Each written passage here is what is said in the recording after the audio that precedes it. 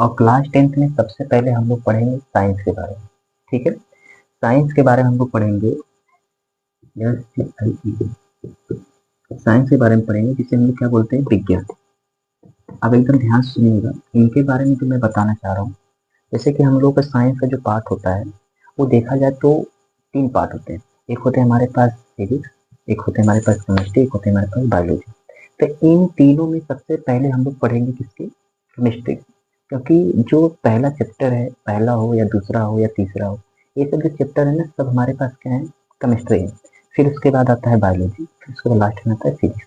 तो हम लोग जो हमको इसमें पढ़ना है, उसमें सबसे पहले चैप्टर आता है हमारे पास, पहले चैप्टर की बात करूं तो आता है, पहले चैप्टर अगर मैं बात करूं तो ध्यान सुनिए, आता है chemical chemical reaction and equation. ये हमारे पास पहला चैप्टर है, इक्वेशन। अभी जो हमारे पास पहला चैप्टर इक्वेशन की बात किया जा रहा है, ध्यान सुनिए, पहले चैप्टर जो इक्वेशन की बात किया जा रहा है, इसमें इसको हिंदी में अगर मैं बात करूं तो हिंदी हमको बहुत जरूरी है जानना। ये होता है रासायनिक अभिक्रिया, रासायनिक अभिक्रिया, रासायनिक अभिक्रिया तथा समीकरण। ठीक है, थोड़ा सा ध्यान से सुनिएगा, जो टॉपिक है उसको हमको समझना पड़ेगा। बहुत छोटे छोटे टॉपिक हैं लेकिन समझना बहुत अच्छे से पड़ेगा आपको। ठीक है, तो थोड़ा सा तो ध्यान दीजिएगा आप लोग, बहुत ज़्यादा ध्यान देने की जरूरत नहीं है, लेकिन जरूरी है जितना भी ध्यान दीजिए उसको अच्छे से ध्यान दीजिए। जैसे अगर मैं आपसे कहूँ कि सबसे पहले आपसे मैं बात करूंगा केमिकल रिएक्शन क्या होता है, ध्यान सुनिएगा। सबसे पहले केमिकल रिएक्शन क्या होते हैं, केमिकल रिएक्शन क्या होते हैं, फिर उसके बाद हम लोग क्या समझेंगे इसमें, इसमें हम लोग समझेंगे कि केमिकल इक्वेशन क्या होता है। ध्यान से सुनिए क्या बोल रहा हूँ, केमिकल इक्वेशन क्या होता है। ठीक है, ये केमिकल रिएक्शन और केमिकल इक्वेशन की अगर बात किया जाए तो ये क्या होते हैं, जैसे इसको हम लोग बोलते हैं रासायनिक अभिक्रिया, रासायनिक अभिक्रिया बोलते हैं इसको। और इससे अगर मैं बात करूं तो इसे बोलते हैं रासायनिक समीकरण। ठीक है, तो ये चीजें जो हमको समझना है, जो चीजें हमको समझना है, कैसे हम उसको समझें, तो रासायनिक अभिक्रिया और रासायनिक समीकरण समझने से पहले, टॉपिक मेरा है, चैप्टर का नाम है केमिकल रिएक्शन इक्वेशन, तो मतलब चैप्टर ही हमारा, ये चैप्टर इस पे बना है। तो इससे पहले सबसे पहले हम क्या करेंगे, ये तो समझना ही, लेकिन इसके पहले हम लोग पढ़ेंगे फिजिकल चेंज। क्या पढ़ेंगे, फिजिकल चेंज। एकदम ध्यान सुनो, फिजिकल चेंज क्या होता है, फिजिकल चेंज होता है और एक होता है केमिकल चेंज। ठीक है, इसको हमको पढ़ना पड़ेगा। एक होता है केमिकल चेंज, अब इसमें हम इसको बोलते हैं भौतिक परिवर्तन। क्या बोलते हैं, भौतिक परिवर्तन। ठीक है, और एक होता है हमारे पास क्या, रासायनिक परिवर्तन, रासायनिक परिवर्तन। वैसे गर्मी बहुत ज्यादा हो रही है अगर देखा जाए तो।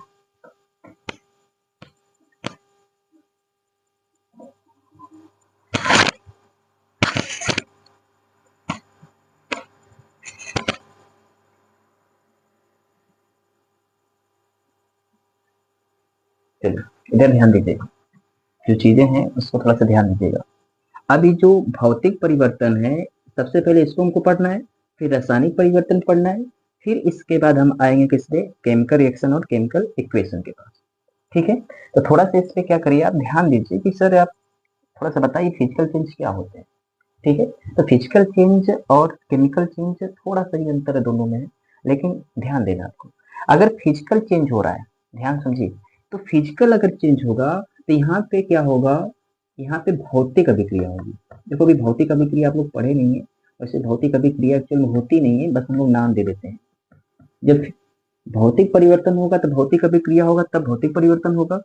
और रासायनिक परिवर्तन कब होगा, जब रासायनिक अभिक्रिया होगी, रासायनिक अभिक्रिया होगी।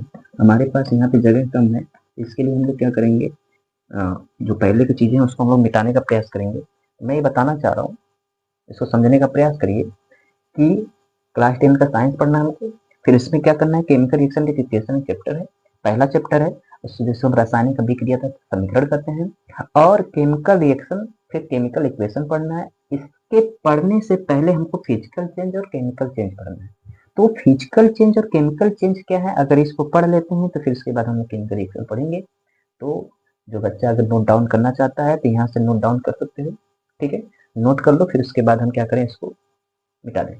फिर उसके बाद आगे हम पढ़ते हैं फिजिकल चेंज क्या होता है, ठीक है। आपके पास कुछ टाइम है, नोट कर लीजिए।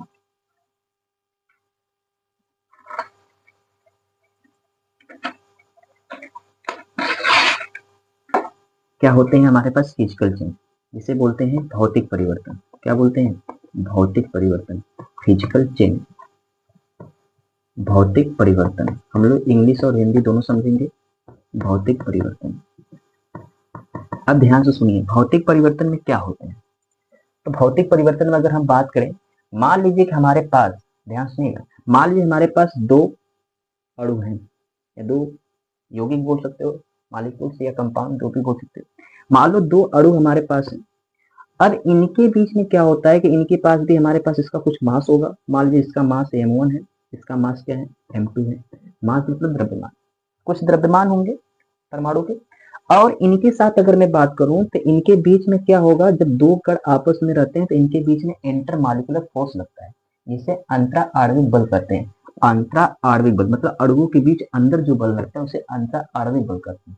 अभी जो अंदर बल लग रहा है, मान लीजिए कि हमारे पास सॉलिड के फॉर्म में है। किसके फॉर्म में है, सॉलिड के फॉर्म में। तो सॉलिड के कण बहुत पास पास होते हैं। अब सॉलिड के कण जब पास पास होते हैं तो आपको अच्छी तरह से पता है कि इनके बीच में अट्रैक्टिव फोर्स जो है, जो इंटरमॉलिक्यूलर फोर्स है, वो ज्यादा लगेगा। इंटरमॉलिक्यूलर फोर्स का मतलब अंतरा आणविक बल, अंतरा आणविक बल, अंतरा आणविक बल, ठीक है। अंतरा आणविक बल, ये जो हमारे पास अंतरा इंटरमॉलिक्यूलर फोर्स बोला जाता है इंग्लिश में। ये अंतरा आणविक बल जो हमारे पास है, इनके कड़ों कड़ों के बीच में लगते हैं। मान लो इनके कड़ों के बीच में लग रहे हैं। जैसे मान लीजिए कि मैं इन कड़ों को क्या कर रहे हैं, थोड़ा दूर दूर कर रहे हैं। और दूर दूर करने के लिए हमको क्या होना पड़ेगा, एनर्जी देना पड़ेगा। और वो एनर्जी किस रूप में दिया जाता है, हीट के रूप में दिया जा सकता है, ठीक है। ज्यादा करके हीट एनर्जी दिया जाती है, क्योंकि ये हमारे पास क्या है, फिजिकल चीज है। फिजिकल मतलब भौतिक चीजें। जैसे अगर मैं बात करूं, इसका मैंने किसका एग्जाम्पल लिया, सॉलिड का। अगर मैं सॉलिड में क्या किया, मैंने थोड़ा सा हीट दे दिया। क्या दे दिया, हीट। हीट मतलब ताप। ताप दिया किसके फॉर्म में, एनर्जी के फॉर्म में, ठीक है। एनर्जी मतलब ऊर्जा, ताप ऊर्जा दिया मैंने। अब ताप ऊर्जा जब दूंगा मैं, तो इनके जो कण है, थोड़ा सा इनके अंदर क्या आएगी, काइनेटिक एनर्जी आएगी, जिसे हम लोग बोलते हैं गतिज ऊर्जा। क्या बोलते हैं, गतिज ऊर्जा। अब गतिज ऊर्जा आ रही है, जो हमारे पास कण है पास पास है, अब थोड़ा सा क्या हो रहे हैं, दूर दूर जा रहे हैं। अब जब दूर दूर जाएंगे तो यही सॉलिड किसमें बदल जाएंगे, लिक्विड में। किसमें बदलेंगे, लिक्विड में। लिक्विड मतलब द्रव, ये क्या थे, ठोस। अगर मैं आपसे कहूं कि ये कण जो थे हमारे पास, इसमें मैंने हीट दिया और कण थोड़े से दूर दूर हो गए, तो चेंज आ गया कि नहीं। अब जब ये चेंज आ रहा है तो इसी चेंज को हम लोग क्या बोल रहे हैं, भौतिक परिवर्तन। समझ में आ रहा है। अगर मैं इस लिक्विड को, एकदम ध्यान सुनिए, अगर मैं इस लिक्विड को क्या कर दूं, थोड़ा सा दूर दूर कण हो गए ना इनके, अब इसमें और हीट दे दूं मैं, और क्या दे दूं मैं, हीट एनर्जी दे दूं, हीट एनर्जी दे दूं। अगर मैं इनको हीट एनर्जी और दे दूं, तो हमारे पास क्या होने वाले हैं, यही कण, यही द्रव के कण क्या बन जाएंगे, गैस बन जाएंगे। अब गैस बन रहे हैं तो कहीं ना कहीं इनके कण क्या हो रहे हैं, और दूर जा रहे हैं। तो कहीं ना कहीं इनके कण दूर जा रहे हैं, तो फिर इसमें क्या हो रहा है, भौतिक परिवर्तन हो रहा है। तो भौतिक परिवर्तन, जब किसी में भौतिक परिवर्तन होता है तो वहां पे क्या होता है, भौतिक रिएक्शन होता है, भौतिक अभिक्रिया होती है। क्या होती है, भौतिक अभिक्रिया। ऐसे हम लोग बोल देते हैं, एक्चुअल में ऐसा कुछ भौतिक अभिक्रिया होता नहीं है। बस इतना दिमाग में रखिएगा कि कण दूर दूर जाते हैं तो उसे हम मान लेते हैं कि भौतिक अभिक्रिया हो रही है, और उस भौतिक अभिक्रिया होने से जो परिवर्तन देखने को मिल रहा है उसी को हम लोग क्या बोल रहे हैं, भौतिक परिवर्तन। ये देखने को किसमें मिलता है, सॉलिड, लिक्विड, गैस में, ठोस, द्रव, गैस में। क्या हमारी बात इतनी समझ में आई। अगर आप लोग को इतनी बातें समझ में आई है तो बहुत अच्छी बात है, थोड़ा सा इस पे ध्यान दीजिएगा। अगर आपको बातें समझ में आए तो हमसे आप पूछ सकते हो, ठीक है। इस वीडियो के माध्यम से बस यही बताना चाह रहे हैं कि चीजें क्या हैं, क्या बताना चाह रहे हैं कि हमारे पास भौतिक परिवर्तन क्या दिखाना चाह रहा है। भौतिक परिवर्तन का मेन मकसद यही है कि हमारे पास इनके बीच में जो कण हमारे पास है, उनके बीच के कणों में आकर्षण बल तो रहता है। वो आकर्षण बल अंतरा आणविक बल होता है। आप आकर्षण बल भी बोल सकते हो, लेकिन वो अंतरा आणविक बल होता है। अब अंतरा आणविक बल में सॉलिड में ज्यादा होता है, द्रव में थोड़ा कम होता है, गैस में थोड़ा बहुत कम होता है, गैस में बहुत कम होता है। तो कहने का मतलब ये है कि अगर मान लो मैं पानी का कण लूं और किसके फॉर्म में लूं, सॉलिड के फॉर्म में, तो बर्फ हो जाएगा, आइस हो जाएगा। अब बर्फ को अगर हम हीट करते हैं तो लिक्विड में ही चेंज होता है। तो ये परिवर्तन हो रहा है ना, परिवर्तन हो रहा है क्यों, क्योंकि कण दूर दूर जा रहा है। तो इसी को हम लोग क्या बोल रहे हैं, भौतिक परिवर्तन। उसी लिक्विड को अगर गर्म कर देते हैं तो गैस में बदल जाता है, तो भी तो परिवर्तन हो रहा है ना। तो वो परिवर्तन भी क्या कहलाएगा, भौतिक परिवर्तन। क्या मेरी बात समझ में आई? बात समझ में आ जानी चाहिए, मैंने कई बार इसको रिपीट कर दिया है, ठीक है। अब आते हैं हम लोग किसमें, केमिकल चेंज में, ठीक है। किसमें आते हैं, केमिकल चेंज में। एकदम ध्यान से सुनिएगा बाबू, बहुत बड़ी चीज नहीं है, जिसे बोलते हैं रासायनिक परिवर्तन। रासायनिक परिवर्तन, ठीक है। अब रासायनिक परिवर्तन को बताने के लिए मैं जो बताना चाह रहा हूँ एकदम ध्यान सुनिए। जैसे क्या होता है ना, जैसे क्या होता है कि मान लीजिए कि हमारे पास एक कण है, ओके, एक मॉलिक्यूल्स है, क्योंकि कभी भी रिएक्शन करता है तो एलिमेंट करता है, तत्व या कंपाउंड। जैसे हम पदार्थ बोलते हैं, जैसे पदार्थ हम कह सकते हैं कि एक या एक से अधिक पदार्थ आपस में मिलकर नए पदार्थ का निर्माण करते हैं, उसी को रासायनिक अभिक्रिया कहते हैं। तो वो चीजों को समझने के लिए हम यहाँ पे एलिमेंट लेंगे या कोई कंपाउंड लेंगे। तो मान लो मैंने एक एलिमेंट लिया और एक एलिमेंट और लिया, ठीक है, समझने का प्रयास करिए। ये प्रोसेस हमारा भौतिक परिवर्तन का था, ये प्रोसेस हम लोग इसको हटा देते हैं, कहने का मतलब इधर से हट जाते हैं, हम लोग आते हैं रासायनिक परिवर्तन में। अब रासायनिक परिवर्तन में अगर देखा जाए तो, रासायनिक परिवर्तन में अगर देखा जाए तो मान लीजिए कि हमारे पास एक एलिमेंट है, तत्व, एक तत्व ये है, और मान लीजिए कि एक तत्व ये भी हमारे पास है, ठीक है ना। एकदम ध्यान से सुनिए, एक तत्व हमारे पास ये है, एक तत्व हमारे पास ये है। अब इसमें अगर मैं आपसे बात करूं, अगर मैं इसमें बात करूं तो बस अपने दिमाग में रखिए कि मान लीजिए कि एक तत्व क्या कर रहे हैं, अपना इलेक्ट्रॉन किसी को दे रहे हैं। जैसे इनके अंदर है कि मैं किसी को इलेक्ट्रॉन दूं, तो ये तत्व मान लीजिए दूसरे के तत्व को इलेक्ट्रॉन अपना दे रहे हैं, इनके पास ज्यादा है, दे रहे हैं, और ये चाह रहे हैं कि हम ले लें, ठीक है।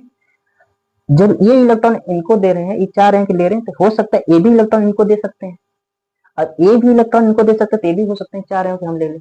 कहने का मतलब मेरा ये है कि एक तत्व दूसरे को इलेक्ट्रॉन दे सकता है, दूसरे का तत्व भी इनको दे सकता है। अभी कौन सा तत्व ये मैं नहीं बता रहा हूँ, बस इतना समझिए कि एक इलेक्ट्रॉन कोई दे सकता है तो कोई ले सकता है, या ये इलेक्ट्रॉन इनको दे सकते हैं, ये भी ले सकते हैं, ये भी ले सकते हैं। या ऐसा भी हो सकता है कि दोनों लोग क्या करें, दोनों लोग क्या करें, ध्यान सुनिए। मान लीजिए कि मैंने एक एटम और बनाया, इसी के तरीके से सिखाना चाह रहा हूँ मैं।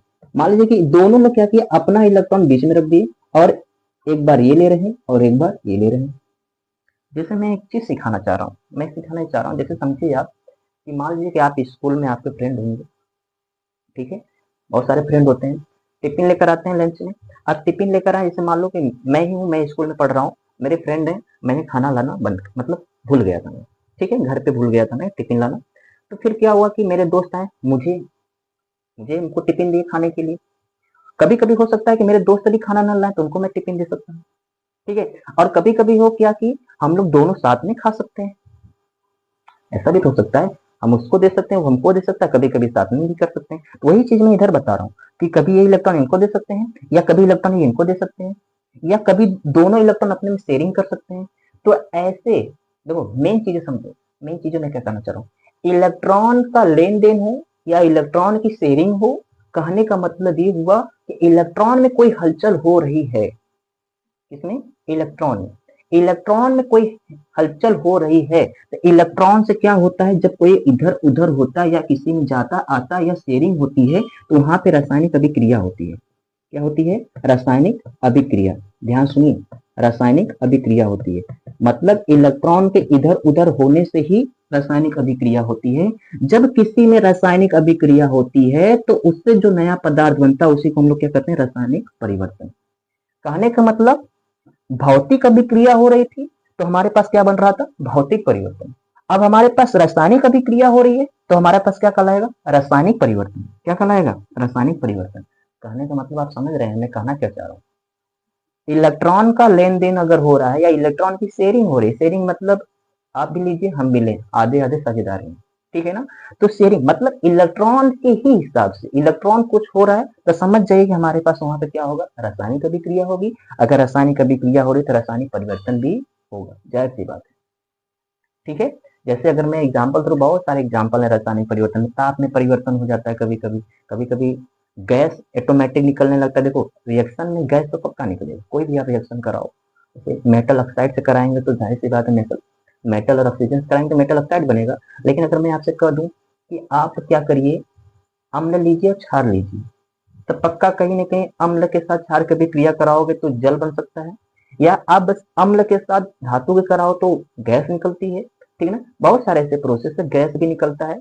इससे हम पहचान सकते हैं कि हमारे पास रासायनिक अभिक्रिया हो रही है। ताप में परिवर्तन होता है तो उसमें भी, रंग में परिवर्तन, अगर मान लो कोई मैंने एक रंग लिया, उसको मैंने मिलाया तो उसमें जो मिल जाता है, रंग बन जाता है, कलर चेंज हो जाता है ऑटोमेटिक, तो कहीं कहीं रिएक्शन होता है। ठीक है, रासायनिक अभिक्रिया होती है। तो इन सब चीजें पे आपको क्या करना पड़ेगा, फोकस करना पड़ेगा। तो ये छोटी छोटी चीजें हैं, ये कहीं ना कहीं आपके सिलेबस का बेसिक है। ठीक है, तो पहला चैप्टर है, पहला चैप्टर का बेसिक था हमारे पास। दो टॉपिक हम लोग पढ़े, मेन टॉपिक हमारा था एक भौतिक परिवर्तन, एक था रासायनिक परिवर्तन। भौतिक परिवर्तन में जब भौतिक रिएक्शन होता है, मतलब भौतिक अभिक्रिया होती है तो भौतिक परिवर्तन होता है, रासायनिक अभिक्रिया होती है तो रासायनिक परिवर्तन होता है। बस यही हमको समझना था। इसमें एनी डाउट है तो आप कमेंट करके पूछ सकते हैं, कोई प्रॉब्लम नहीं है। आपको कमेंट पढ़ के उसका सोल्यूशन जरूर बताया जाएगा। ओके, थोड़ा सा ध्यान दीजिए, फिर इसके बाद हम आगे चलते हैं केमिकल रिएक्शन क्या होता है। ठीक है, 1 मिनट का आपके पास टाइम है।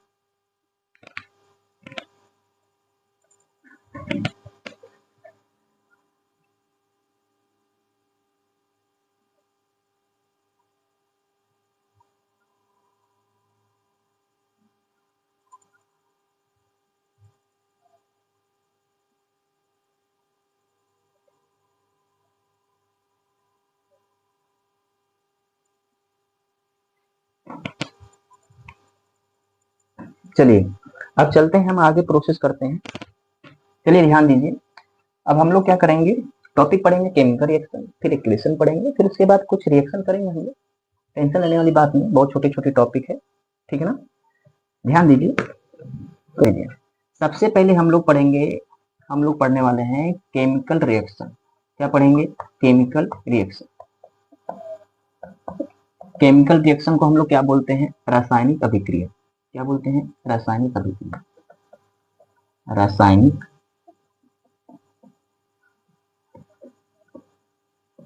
अभिक्रिया। ठीक है, अब इसमें जो हमारे पास रासायनिक अभिक्रिया है, इसमें अगर मैं आपसे बात करूं तो रासायनिक अभिक्रिया का मतलब ही होता है जैसे कि जब दो या दो से अधिक पदार्थ, देखो ध्यान से, एक या एक से अधिक पदार्थ हम नहीं लेते हैं, क्योंकि एक से कभी रिएक्शन तो होगा नहीं, होगा तो दो या दो से अधिक से ही होगा। मतलब कोई दो रहेगा या दो या तीन रहेगा या चार रहेगा, तब आपस में मिलेंगे। ठीक है ना, दो या दो से अधिक पदार्थ आपस में मिलकर एक नए पदार्थ का निर्माण कर रहे हैं। फिर सुनिए, फिर से रिपीट कर रहा हूं, दो या दो से अधिक पदार्थ आपस में मिलकर एक नए पदार्थ का निर्माण करते हैं, उसे रासायनिक अभिक्रिया करते हैं। जैसे मैं आपको एग्जाम्पल दे रहा हूँ, एग्जाम्पल से हम लोग समझेंगे, कोई बहुत बड़ी चीज नहीं है, हम लोग एग्जाम्पल से समझ कर डेफिनेशन बनाएंगे। ठीक है, जैसे मान लो मैंने लिया आयरन, क्या लिया मैंने, आयरन। आयरन को आपको पता है कि लोहा होता है, आयरन। ठीक है, आयरन के साथ मान लो मैंने ऑक्सीजन की अभिक्रिया कराया, इसका कराया मैंने ऑक्सीजन, ऑक्सीजन, ऑक्सीजन। ठीक है, हिंदी मिस होगी तो थोड़ा ध्यान दीजिए, ऑक्सीजन से अभिक्रिया करा रहा हूँ। ठीक है, ऑक्सीजन से, तो हमारे पास क्या बनता है, आयरन ऑक्साइड बनता है। क्या बनता है, आयरन ऑक्साइड बनता है। तो मैं इसको ऐसे लिखूंगा, आयरन के साथ जब ऑक्सीजन की अभिक्रिया होती है तो हमारा आयरन ऑक्साइड बनता है, इसे रासायनिक अभिक्रिया कहेंगे। जैसे हमने लिखने का मतलब, इधर देखिए लिखा मैं क्यों, आयरन क्यों लिखा मैंने, ऑक्सीजन क्यों, क्योंकि कर रहे हैं रिएक्शन। ठीक है, आयरन के साथ ऑक्सीजन का रिएक्शन कर रहे हैं तो हमारा क्या बन रहा है, आयरन ऑक्साइड बन रहा है। रिएक्शन कैसे हो रहा है, मतलब अगर तो रिएक्शन होता कैसे, तो हमेशा याद रखिएगा कहीं ना कहीं इलेक्ट्रॉन का लेन देन हुआ होगा। मैं क्या बोला था, रासायनिक अभिक्रिया कैसे होती है, जब इलेक्ट्रॉन का लेन देन होता है। इसके अलावा रासायनिक अभिक्रिया कभी होगा ही नहीं। अगर इलेक्ट्रॉन का लेन देन नहीं हुआ तो रासायनिक अभिक्रिया नहीं होगा, सिंपल सी बात है। ठीक है, तो आयरन और ऑक्सीजन, ऑक्सीजन जो होता है उसके पास माइनस चार्ज, इलेक्ट्रॉन लेने का काम करता है। ये आयरन जो ये धातु है, ये क्या करता है, प्लस चार्ज दिखाता है, इलेक्ट्रॉन देने का काम करता है। तो कहने का मतलब ये हुआ कि आयरन ने कहीं ना कहीं इनको इलेक्ट्रॉन दिया होगा, और ये इलेक्ट्रॉन लेके एक बॉन्ड बना लिए होंगे, और वो बन गया क्या, आयरन ऑक्साइड। ठीक है, तो यहाँ पे मैंने दो चीज लिया है। मैंने क्या लिया है? दो चीज। 3 भी हो सकते हैं, 4 भी हो सकते हैं, तो इसीलिए डेफिनेशन क्या कहना चाह रही है? केमिकल रिएक्शन का अगर मैं डेफिनेशन की बात करूं, डेफिनेशन क्या कहती है? दो या दो से अधिक, दो या दो से अधिक, ठीक है, दो या दो से अधिक पदार्थ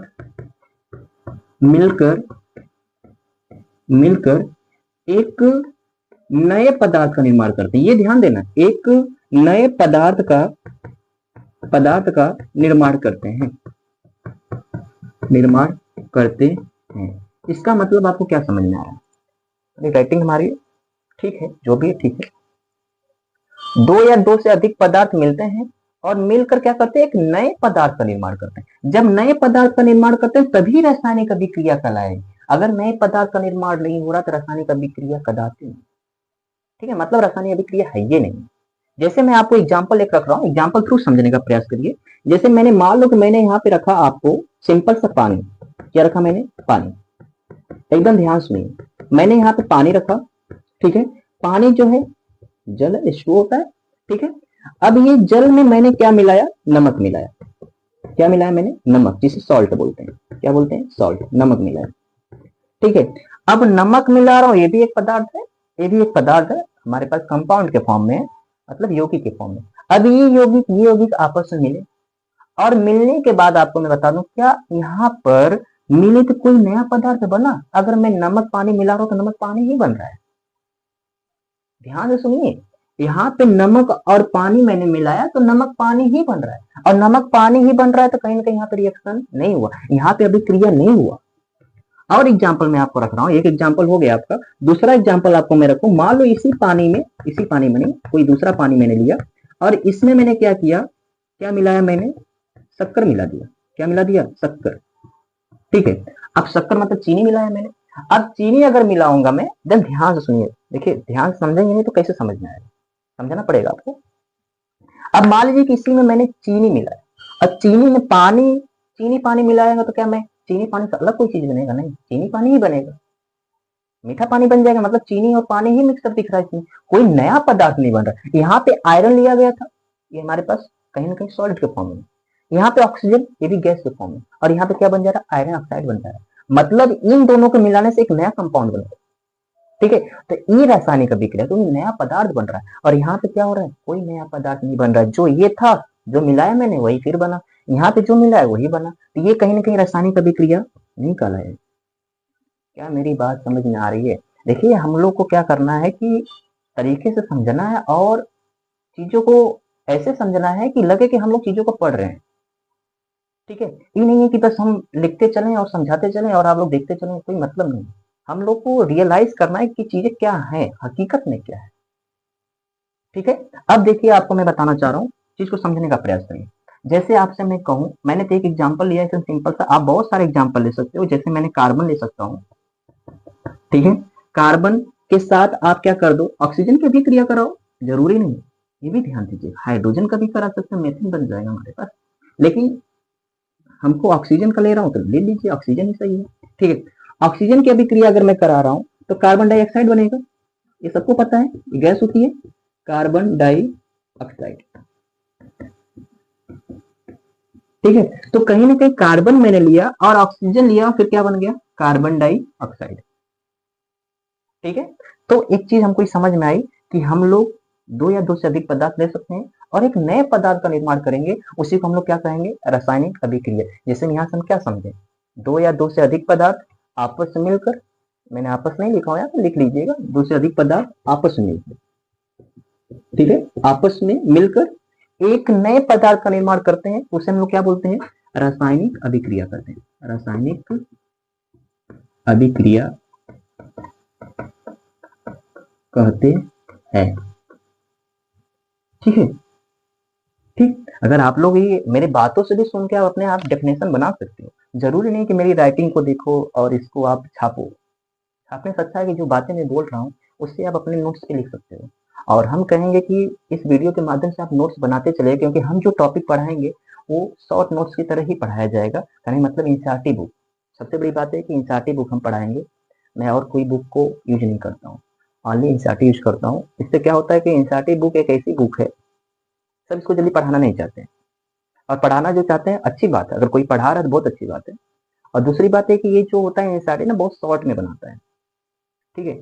और सारी जो बुकें होती हैं उसमें बहुत ओपनली दिया रहता है, जिसकी वजह से थोड़ा से टीचर को स्टूडेंट को समझने में कोई परेशानी नहीं होती, लेकिन एनसीईआरटी में समझने में बहुत परेशानी होती है। लेकिन हम लोग क्या है कि वर्क एनसीईआरटी भी कर रहे हैं, तो एनसीईआरटी ही पढ़ाएंगे आपको, एनसीईआरटी के अलावा कहीं कुछ मिलने वाला नहीं है।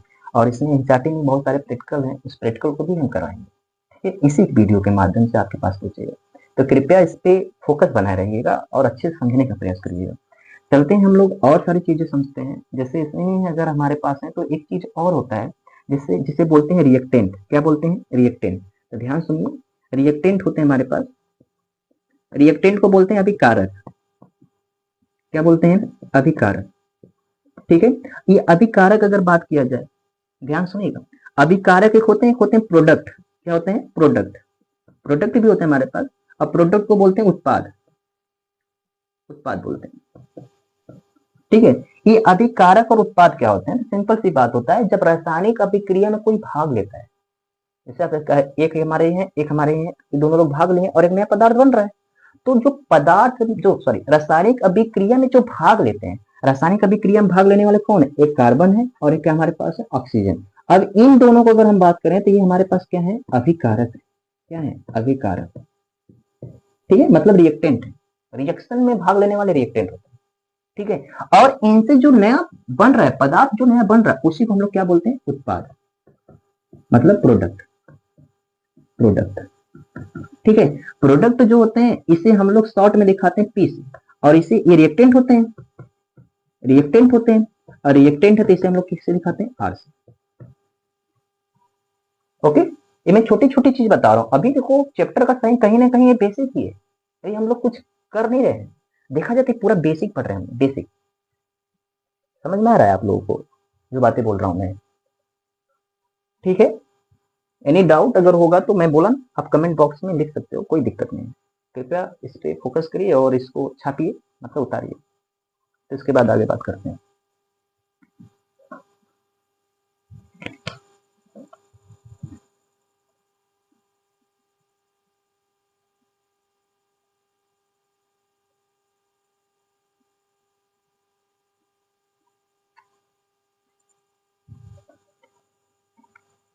चलिए, अब हम बात करेंगे, अगला टॉपिक हमारे पास है इसी से रिलेटेड है, जिसका नाम है केमिकल इक्वेशन, ठीक है। इसे हम लोग बोलते हैं क्या? रासायनिक समीकरण। चलिए ध्यान दीजिए, इसको मिटाते हैं, ध्यान सुनिएगा। केमिकल इक्वेशन की अगर बात करने जा रहा हूं मैं, केमिकल इक्वेशन, ठीक है। केमिकल इक्वेशन को बोलते हैं रासायनिक समीकरण, रासायनिक समीकरण,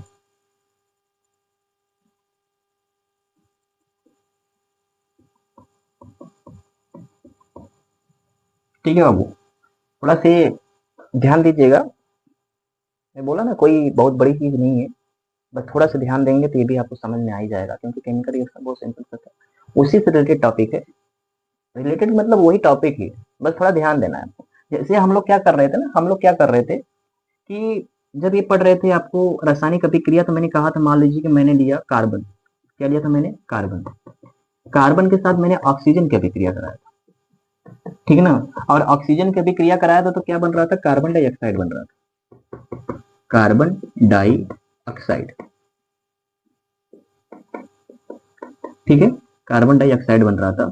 अब इसमें कार्बन डाइऑक्साइड जो बन रहा है ना, ये देखो एरो होता है जिसे हम लोग गिब्स बोलते हैं। अब गिब्स का आगे वाला पार्ट हेड होता है, ये वाला टेल होता है, ठीक है ना। तो आगे वाले पार्ट में जो होते हैं प्रोडक्ट होते हैं, पीछे वाले पार्ट में रिएक्टेंट होते हैं, तो छोटी सी बात, अभी पढ़ के हटे हैं उसको। लेकिन यहाँ पे आपको ध्यान देना है कि जब इसको हम लोग क्या कर रहे हैं, एक वर्ड में लिख रहे हैं, ये जो रासायनिक अभिक्रिया जो पढ़े अभी हम लोग पढ़ के अगले टॉपिक पे आए हैं, तो उसमें क्या पढ़ रहे थे हम लोग? कार्बन ऑक्सीजन और कार्बन डाइऑक्साइड बन रहे थे, तो हम लोग क्या कर रहे थे कि इसको वर्ड में डिनोट किए, मतलब वर्ड में लिखे, शब्द में लिखे कि कार्बन है, ऑक्सीजन है, कार्बन डाइऑक्साइड है। अब इसी को हम क्या कर दें, इसी रासायनिक अभिक्रिया को जब हम प्रतीक में दर्शा देते हैं, ध्यान से सुनिएगा, रिपीट कर रहा हूं, फिर से सुनिए, इसी रासायनिक अभिक्रिया को हम क्या कर देते हैं? प्रतीक में दर्शा देते हैं। जब इसको प्रतीक में दर्शा देते हैं तो इसी को हम लोग क्या बोलते हैं? रासायनिक समीकरण। सिंपल सी बात है, जैसे मैं कार्बन को कार्बन लिख दूंगा, ओके, फिर ऑक्सीजन को ऑक्सीजन लिख दूंगा, लेकिन ऑक्सीजन 2 के फॉर्म होता है क्योंकि गैस, ठीक है। फिर उसके बाद क्या बन जाएगा, कार्बन डाइऑक्साइड। अब ये जो रिएक्शन हमारे पास, अब रासायनिक अभिक्रिया नहीं, इसको हम रासायनिक संकरण भी बोल सकते हैं, क्योंकि ये किसमें प्रतीक हो, मतलब किसमें डिनोट हो गया, प्रतीक में डिनोट हो गया, सिंपल में, ठीक है। शायद आपको अब बात मेरी समझ में आ गई होगी मैं कहना क्या चाह रहा हूँ। जैसे मान लो मैंने आयरन ऑक्साइड लिया था ना, आयरन ऑक्साइड, तो आयरन ऑक्साइड भी आप ले सकते हो, जैसे आप मैग्नीशियम भी ले सकते हो। मान लो मैंने लिया मैग्नीशियम, मैग्नीशियम लिया, मैग्नीशियम के साथ मैंने ऑक्सीजन की अभिक्रिया कराया। देखो जरूरी नहीं है, जरूरी नहीं है कि मैं मैग्नीशियम के साथ ऑक्सीजन की ही अभिक्रिया कराऊं, बहुत सारी चीजें हैं, मैग्नीशियम का Cl के भी करा सकता हूं मैं, ठीक है ना। और बनेगा हमारे पास क्या, मैग्नीशियम ऑक्साइड, क्या बनेगा, मैग्नीशियम ऑक्साइड। ओ सॉरी सॉरी, मैं सीधे सिंबल में लिख दिया, यहाँ पे लिखना है वर्ड में, मैग्नीशियम ऑक्साइड, ठीक है। अब मैग्नीशियम ऑक्साइड जो हमारे पास बन रहा है, तो मैग्नीशियम को Mg से दिखाते हैं, ऑक्सीजन को O2 से दिखाएंगे क्योंकि गैस के फॉर्म में, और बनेगा क्या आपका MgO। ये MgO क्यों बन रहा है सर, यहाँ पे तो 2 बना रहे थे, यहाँ पे MgO क्यों बना रहे हैं, क्योंकि देखो ना यहाँ पे चार्ज को बैलेंस किया जाता है। चार्ज को जब बैलेंस किया जाता है तो देखा जाता है किसके पास कौन सा चार्ज आता है। जैसे मैं आपको यहाँ पे बताऊं कि यहाँ पे कार्बन के पास +4 चार्ज आता है, ठीक है, और इनके पास -2 होता है, तो आप एक जाहिर सी बात दे सकते हो कि एक ऑक्सीजन के पास -2 होता है, तो 2 ऑक्सीजन के पास -4 हो जाएगा कि नहीं, तो ये ऑक्सीजन इनसे रिएक्ट कर सकते हैं आराम से, CO2 बन जाएंगे, क्योंकि बैलेंस है, इसके पास +4 है, इसके पास +4, इसके पास -2 है, लेकिन हाई 2 है ऑक्सीजन, तब -4 हो जाएगा। समझ में आ रहा है कि नहीं। अब उसी चीज को मैं इधर आपको समझाना चाह रहा हूँ कि यहाँ पे सर MgO क्यों बना, MgO2 क्यों नहीं बन सकता था, या Mg2O क्यों नहीं बन सकता था, ठीक है ना। तो ध्यान सुनो, जैसे क्या होता है ना कि मैग्नीशियम के पास +2 है, मैग्नीशियम के पास क्या होता है, +2 होता है, आप निकाल सकते हो, मैं इसका भी क्लास, अलग क्लास से निकलवा सिखा दूंगा मैं कैसे निकाला जाता है। +2 इसके पास चार्ज होता है, अब ऑक्सीजन के पास -2 होता है, लेकिन यहाँ पे ऑक्सीजन 2, तो -4 हो जाएगा, लेकिन हमको बनाना क्या है, इसके पास +2 है तो हमको इसको -2 ही बनाना है ना, मतलब कि डिफरेंट चार्ज है लेकिन समान रहना चाहिए, +2 है तो +-2 होना चाहिए, +4 है तो -4 होना चाहिए, +6 है तो -6 होना चाहिए, +5 है तो -5 होना चाहिए, जो इसमें चार्ज है, क्योंकि इसी से केमिकल रिएक्शन हो रहा है, इसी से इलेक्ट्रॉन लेन देन हो रहा है, तभी तो ऐसा हो रहा है। तो अब यहाँ पे हमारे पास एक ऑक्सीजन है और एक मैग्नीशियम, इससे बैलेंस हो गए, बैलेंस हो गए तो फिर उसके बाद आप चार्ज बैलेंस हो गए तो एलिमेंट बैलेंस कर दीजिए, यहाँ पे एक ऑक्सीजन, यहाँ पे 2 ऑक्सीजन, तो यहाँ पे 2 ऑक्सीजन बना दीजिए, तो 2 ऑक्सीजन तो बन गए, लेकिन इधर 2 मैग्नीशियम भी बन गए, तो आगे 2 लगा दीजिए, हो गया बैलेंस, ठीक है। तो बैलेंस के भी मुद्दा हमको नहीं पढ़ना है, हमको रिएक्शन की चीजें पढ़नी है। तो यहाँ पे जो हमारे पास चीजें आई, तो ये हमारे पास क्या है, ये कहीं ना कहीं हमारे पास सिंबल में कन्वर्ट हो गए, तो हमारे पास क्या कहलाएंगे, केमिकल इक्वेशन कहलाएंगे। ऐसे बहुत सारे एग्जाम्पल ले सकते हो। अगर मैं chemical equation example H2 + O2 बन जाएगा आपका क्या, H2O, बैलेंस कर दो यहाँ पे 2 लगा के, यहाँ पे 2 लगा दो, बैलेंस हो जाएगा। Na ले लो +Cl ले लो, बन जाएगा आपका क्या, NaCl, बैलेंस करने की जरूरत नहीं है, अगर 2 के फॉर्म में यहाँ पे रखना चाह रहे हो क्योंकि क्लोरीन गैस है, तो यहाँ पे 2 लगा दो, यहाँ पे 2 लगा दो, बैलेंस हो जाएगा, ठीक है। तो ये हमारे सब क्या है, केमिकल इक्वेशन, जिसको हम सिंबल में कन्वर्ट करते हैं। अगर इसका डेफिनेशन लिखना चाहोगे सिंबल से, वह रासायनिक अभिक्रिया जिसमें शब्द को हम क्या कर देते हैं, प्रतीक में दर्शा देते हैं, क्या कहलाते हैं, केमिकल समीकरण कहलाते हैं, सॉरी मतलब रासायनिक समीकरण कहलाते हैं। फिर से मैं अगर रिपीट कर दूं अच्छे से, अगर रिपीट करना चाहिए, रासायनिक अभिक्रिया में जो भाग लेते हैं, और भाग लेने को जो शब्दों में लिखा जाता है, उसी को हम जब प्रतीक में दर्शा देते हैं, उसी को रासायनिक समीकरण कहते हैं। एक बार और रिपीट कर रहा हूँ, रासायनिक अभिक्रिया में जो भाग लेते हैं, जिनको शब्दों में लिखा जाता है, ठीक है, और उन शब्दों को हम क्या कर देते हैं, प्रतीक में दर्शा देते हैं, तो उसी को हम लोग क्या करते हैं, रासायनिक समीकरण करते हैं। और उसको आप डेफिनेशन बना के लिख लीजिएगा। ये टॉपिक हमारे पास चैप्टर का नाम था, उस टॉपिक से हम इस टॉपिक को क्या कर लिए, कवर कर लिए हैं।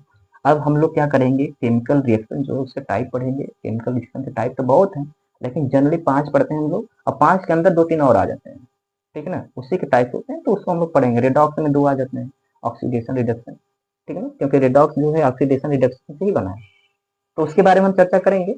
अभी तक इतना फिलहाल इसको आप लिखिए, ठीक है।